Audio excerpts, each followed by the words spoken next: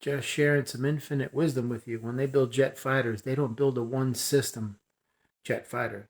They build a multi system, contingencies with redundancies built in. Built in, backed up stuff. In case one system fails, they go to another. They could switch to the primary, the secondary, the tertiary, the quaternary, whatever. They have to have that because let's say they have a mechanical malfunction when they're 41,000 feet up and the primary goes out, they switch to the secondary. Then they switch to the backup. Same thing with commercial airlines. Same thing with skydivers. They've got a primary chute, a secondary, and even a tertiary chute sometimes. Just in the event. Preparation. It's better to have something and not need it than it is to need something and not have it. This is not anticipating, expecting, presuming, or assuming the worst. This is in preparation in the event that if anything happens out of the ordinary that is not expected or planned for, you have all the bases covered. Absolutely. And this manifestation stuff is no different. You might be trying to manifest a new place to live and it's just not working because of the housing scam. The way it is nowadays is ridiculous. If you look at how the whole it's set up, it's set up for you to fail. First off, what they want you to do is to be homeless and broke. They want you to be dependent on the system. That's what they're gunning for. They're using China as the paradigm. If you haven't figured it out by now, that's exactly what they're doing. They want people homeless and broke in this country. They want a whole nation full of homeless people dependent on the state for everything. That's why Chase is privately buying up all the houses in the country and they're not selling them. That's why the housing crisis right now is what it is. Like, let's say you see a 2-bedroom, 1-bath apartment for $3,500 a month. Well, what they want, you have to be making 3 times the rent a month. So that means you have to be making well over $10,000 a month. Then they want background checks. Then they want references. Then if you have cats, you have to pay per each cat per month.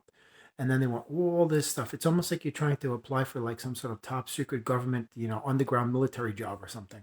And you have to have like a they also they want a credit check and they go through it's ridiculous. I remember when we were renting in the 80s, it's either word of mouth or you see it classified, little, room for rent or, 2-bedroom, 1-bath apartment, $600 a month. That's it. That's how it was back then. You go meet the landlord. If they like you, you got it. Give them a money order or, cashier's check or whatever, and that's it. Apartment's yours. You pay month by month basis. Now they want you to have pristine credit. They want you to make 3 times the rent of your salary. They want you to have background checks. They want you to have references. If you have pets, you have to pay per animal per month.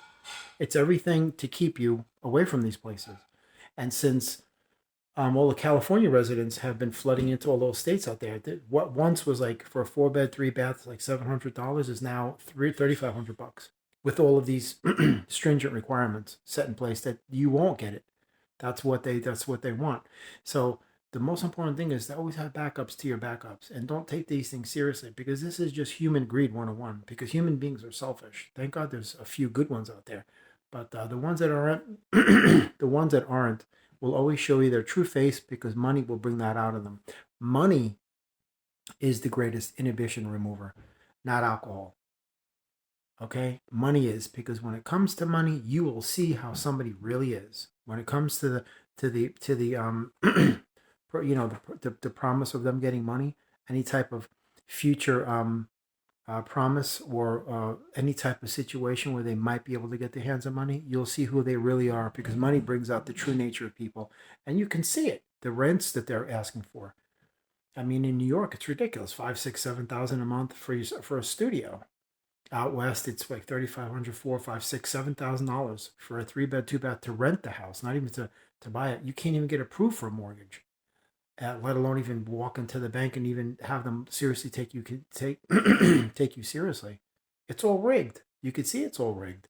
So you just got to just keep putting your feet to the pavement and just keep trying. And if not, always have backups. That's it. It's always about contingencies, redundancies, a backup to your backup. Never put all your eggs in one basket. That is absolutely foolish. It isn't wise to say this manifestation is going to work no matter what. There's nothing that can there's nothing that can make it not work.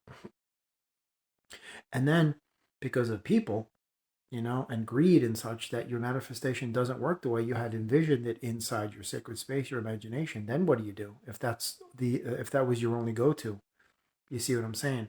So don't have an only one go-to. Have, like they say, you have to have multiple side hustles. Like with people who have money, they don't just have one stream of income, they have multiple sources of income.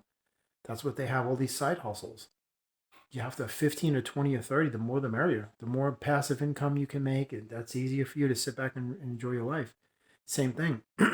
You can't put all your eggs in one basket. It's not smart.